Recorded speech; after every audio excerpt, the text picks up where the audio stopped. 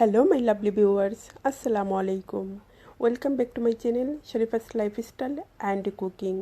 যে যেখানে থেকে আমার এই ভিডিওটি দেখতেছেন সবাইকে জানাই আন্তরিক অভিনন্দন এবং অনেক অনেক শুভেচ্ছা। প্রিয়জনেরা, যারা এখনো আমার চ্যানেলটি সাবস্ক্রাইব করেননি, এরকম নিত্য নতুন রেসিপি পেতে আমার চ্যানেলটি সাবস্ক্রাইব করে সাথেই থাকুন। চমৎকার একটি রেসিপি নিয়ে আপনাদের মাঝে হাজির হয়ে গেলাম। রেস্টুরেন্টের স্টাইলে চিকেন বিরিয়ানি। অনেকেই আছে বাসায় বিরিয়ানি রান্না করলে খেতে ভালো লাগে না, কিন্তু রেস্টুরেন্টের বিরিয়ানি খেতে খুবই পছন্দ করে। তবে আমি সেই স্টাইলেই রান্না করব, একদম কম মশলায়, কিন্তু খেতে দারুণ স্বাদ।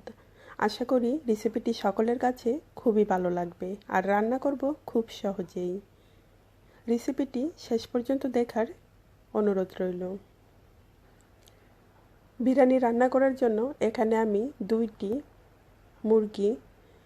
মুরগির যে রানগুলো আছে সেগুলোকে আমি আস্ত রেখেছি, আর যেগুলো বুকের পিস আছে সেগুলোকে একটু ছোট ছোট পিস করে কেটে নিয়েছি। তবে আপনি চাইলে আপনার পছন্দ মতো পিস করে নিতে পারেন। সাথে নিয়েছি কিছু নতুন আলু, কাঁচামরিচ, পেঁয়াজ কুচি। এই বিরিয়ানিটা রান্না করব আমি প্যাকেটের মশলা দিয়ে। এই প্যাকেটে থাকা যে মশলাটা থাকে সেই মশলা দিয়েই এই বিরিয়ানিটা রান্না করব।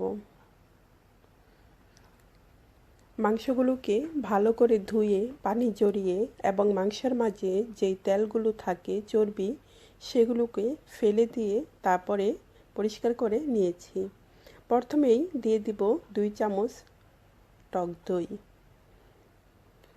দই দিয়ে তারপরে দিয়ে দিব 2 চামচ আদা রসুন পেস্ট।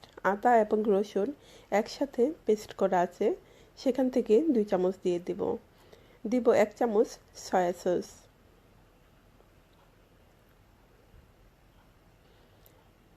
1 চামচ শাহি জিরার গুঁড়া এবং দিব 2 চামচ বিরিয়ানির মশলা। এই মশলাটার সাথে জায়ফল, জত্রি এগুলো মিক্স করা আছে।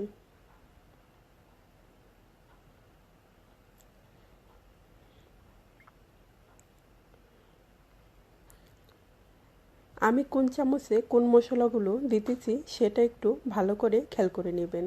তারপর দিয়ে দিলাম 1 চামচ ধনিয়ার গুঁড়া এবং আমার স্বাদ মতো লবণ। আমি কিন্তু টি চামচেই মশলাগুলো দিতেছি এবং আদা রসুন পেস্ট আর দই বড় চামচে দিয়েছি। তারপরে দিয়ে দিলাম টক ঝাল মিষ্টি 1 চামচ টমেটোর সস। সেটা দিয়ে ভালো করে মিক্স করে নেব। খুব ভালো করে মিক্স করে 5 মিনিটের মতো রেখে দিব এবং 5 মিনিট পর এগুলো রান্না করব। ফিরে আসি 5 মিনিট পর। এখন একটা প্যানে দিয়ে দিলাম অল্প পরিমাণের সানফ্লাওয়ার তেল। তাতে দিয়ে দিলাম 1 কাপ পেঁয়াজ কুচি দিয়ে তারপরে দিয়ে দিলাম একটি স্টার মশলা, দারচিনি, এলাচি, লং, তেজপাতা একসাথেই দিয়ে তারপরে একটু মিক্স করে নেব। একটু মিক্স করে যখন দেখব পেঁয়াজগুলো একটু ব্রাউন কালার হয়ে আসছে, তখন মাংসগুলো দিয়ে দিব। তবে পেঁয়াজগুলো একটু ব্রাউন কালার করে নিতে হবে। করে তারপরে মাংসগুলো দিয়ে দিব। আর এখানে আমি কোনো পানি অ্যাড করব না, কারণ যখন মাংসগুলো ঢেকে দেওয়ার পরে মাংস থেকেই অল্প পরিমাণের পানি বের হয়ে আসবে, আর সেটা দিয়েই মাংসটা সিদ্ধ হয়ে যাবে। কারণ ব্রয়লার মুরগি রান্না করলে বেশি একটা সময় লাগে না, আর এগুলো একদম ছোট বেবি চিকেন, তাই রান্না করতে বেশি একটা সময় লাগবে না। সাথে দিয়ে দিলাম আলু এবং কাঁচামরিচ।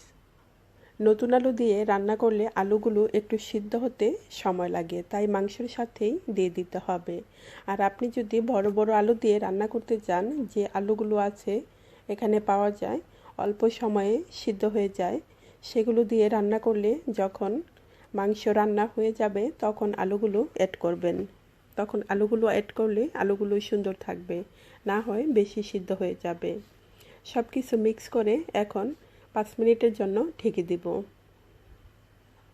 ফিরে আসি 5 মিনিট পর। মাংস থেকে একটু পানি বের হয়ে গেছে। এখন আবারও একটু মিক্স করে তারপরে ঢেকে দিব। যতক্ষণ না পর্যন্ত মাংসে যে পানিটা বের হয়েছে সেই পানিটা শুকানো পর্যন্ত ঢেকে রাখব। যখন দেখব মাংসের পানি শুকিয়ে গেছে তখন ঢাকনা খুলে আবারও মিক্স করে নেব। চুলাটাকে হাই হিটে রাখিয়েই এই মাংসটা রান্না করব। এখানে আমি নিয়েছি কিছু কিশমিশ, আলু বোখরা এবং 2 ধরনের বাদাম।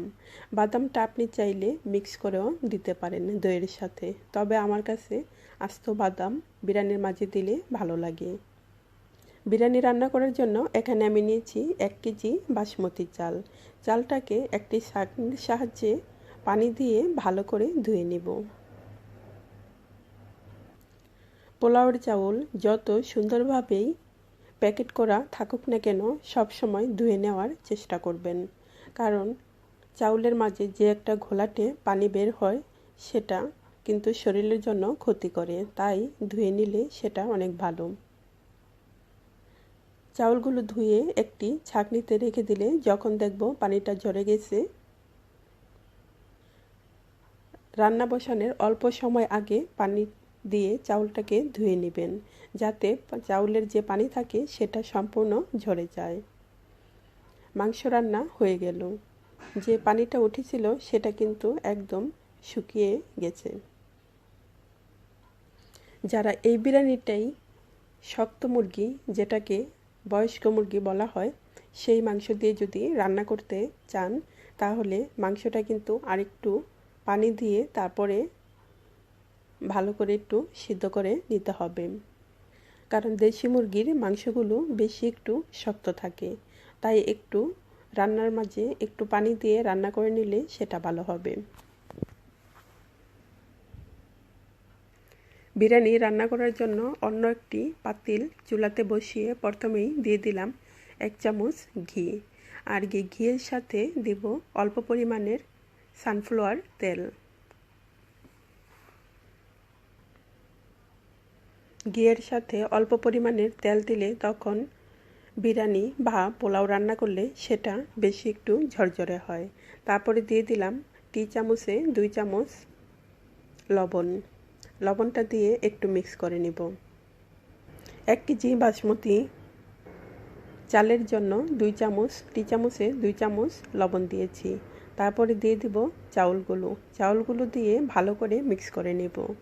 তেজপাতা, দারচিনি, এলাচি সবগুলো মশলা আমি যখন মাংস রান্না করেছি সেখানেই দিয়ে দিচ্ছি, আর এগুলোর সাথে মিক্স করব, তাই এখানে কোনো মশলা অ্যাড করব না। চুলার আঁচটা একটু কমিয়ে চাউলগুলোকে সুন্দর মতো ভেজে নিতে হবে এবং সাথে দিয়ে দিলাম কিশমিশ, আলু বখরা এবং বাদামগুলো চাউলের সাথেই ভেজে নেব, দিয়ে একটু মিক্স করে নেব। কিশমিশ আমার কাছে খুবই ভালো লাগে বিরিয়ানি রান্না করলে দিলে, তাই আমি সবসময় বিরিয়ানি রান্না করলে কিশমিশ আলু বখরার সাথে কিছু কিশমিশও দিয়ে দিই, তবে আপনি চাইলে এটা অ্যাভয়েড করতে পারেন। দিয়ে খুব ভালো করে মিক্স করে নিতে হবে। 1 কেজি বাসমতি চালের জন্য 1.5 কেজি পরিমাণ পানি লাগবে।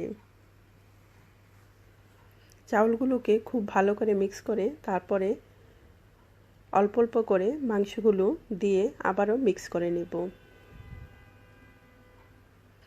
মাংস এবং আলু সব কিছুই একসাথে দিয়ে খুব ভালো করে মিক্স করে নেব চাউলের সাথে। খুব ভালো করে মিক্স করে তারপরে দিয়ে দিব 1 কেজি বাসমতি চালের জন্য 1.5 কেজি পরিমাণ পানি। পানিটা দিয়ে তারপরে চুলার হাইটটা একদম ফুল হিটে রেখে দেব যতক্ষণ না পর্যন্ত পানিটা শুকিয়ে যাচ্ছে। পানি দিয়ে তারপরে ভালো করে মিক্স করে একটি ঢাকনা দিয়ে ঢেকে দিব এবং সাথে দিয়ে দিব 3-4টি কাঁচামরিচ। যারা ঝাল খেতে খুব পছন্দ করেন তারা আরেকটু বাড়িয়েও দিতে পারেন। ঢাকনা দিয়ে ঢেকে এখন অপেক্ষা করব যতক্ষণ না পর্যন্ত এই পানি শুকিয়ে গেছে। তবে ঢাকার আগে পাতিলের যে সাইড আছে সেখানেও অনেক সময় চাউলগুলো লেগে থাকে, তাই সেটা ভালো করে খেয়াল করে একটু চামচ দিয়ে দেবেন। আমার চ্যানেলে কিন্তু অনেক রকমের পোলাও এবং বিরিয়ানির এবং নানা ধরনের রেসিপি আছে, আশা করি সেগুলো দেখে নেবেন। পানি শুকিয়ে গেছে, এখন ঢাকনা খুলে আবারও একটু মিক্স করে নেব এবং চুলার আঁচটা একদমই কমিয়ে রাখব।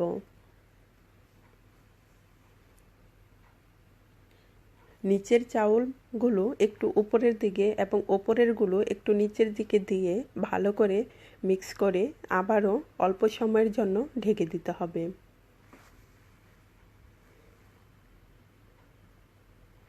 মিক্স করার 5 মিনিট পরে আবার ফিরে আসি। একটি চামচ দিয়ে 1 চামচে গোলাপ জল অল্প অল্প করে ছিটিয়ে দিয়ে দিব। ছিটিয়ে দিয়ে তারপরে অল্প সময় ঢেকে রাখতে পারেন বা গরম গরম এখন পরিবেশন করতে পারেন। বিরিয়ানি রান্না হয়ে গেল, এখন একটা ডিশে তুলে তারপরে সাজিয়ে পরিবেশন করব। প্রিয়জনেরা, আমার আজকের রেসিপিটি কেমন লাগলো অবশ্যই কমেন্ট করে জানাবেন। ভালো লাগলে লাইক দিয়ে আপনার ফ্রেন্ড এবং ফ্যামিলির সাথে শেয়ার করবেন। আর যারা এখনও আমার চ্যানেলটি সাবস্ক্রাইব করেনি, এরকম নিত্য নতুন রেসিপি পেতে আমার চ্যানেলটি সাবস্ক্রাইব করে সাথেই থাকুন। যারা প্রবাসীতে আছেন প্রিয় আপুদের বলবো, যারা ফ্যামিলি নিয়ে থাকেন চেষ্টা করবেন একটু সাজিয়ে গুছিয়ে তারপরে পরিবেশন করতে, কারণ তারা তো আর শ্বশুরবাড়িতে বেড়াতে পারে না, তাই একটু সাজিয়ে গুছিয়ে পরিবেশন করলে দেখতে যেমনটি ভালো লাগে খেতেও কিন্তু খুবই ভালো লাগে আর তারাও খুবই পছন্দ করে। তাই চেষ্টা করবেন সাজিয়ে গুছিয়ে পরিবেশন করতে। আমি তো সব সময় আমার ওনাকে সাজিয়ে গুছিয়ে তারপরে যে কোনো খাবারই রান্না করি না কেন পরিবেশন করি, কারণ শ্বশুরবাড়িতে বেড়াতে পারে না। শ্বশুরবাড়িতে বেড়াতে পারলে তো সব সময় ওখানে তো সাজিয়ে গুছিয়ে খাবারগুলো দেওয়া হয়। বিরিয়ানি রেসিপিটা সাজানোর জন্য তৈরি করে নিয়েছি একটি গোলাপ। এই গোলাপের ভিডিও কিন্তু আমার চ্যানেলে দেওয়া আছে, যদি ভালো লাগে এটিও দেখে নেবেন, কারণ খুব সহজেই এই গোলাপটি তৈরি করে নিয়েছি। সবাই ভালো থাকুন, সুস্থ থাকুন, শুভকামনায় আজ এ পর্যন্তই বিদায় নিচ্ছি। আবার নতুন কোনো রেসিপি বা ভিডিও নিয়ে আপনাদের মাঝে হাজির হব। যারা ধৈর্য ধরে আমার এই ভিডিওটি শেষ পর্যন্ত দেখলেন তাদেরকে জানাই অসংখ্য ধন্যবাদ এবং আন্তরিক শুভেচ্ছা। সবাই ভালো থাকুন। আল্লাহ হাফেজ। Thanks for watching.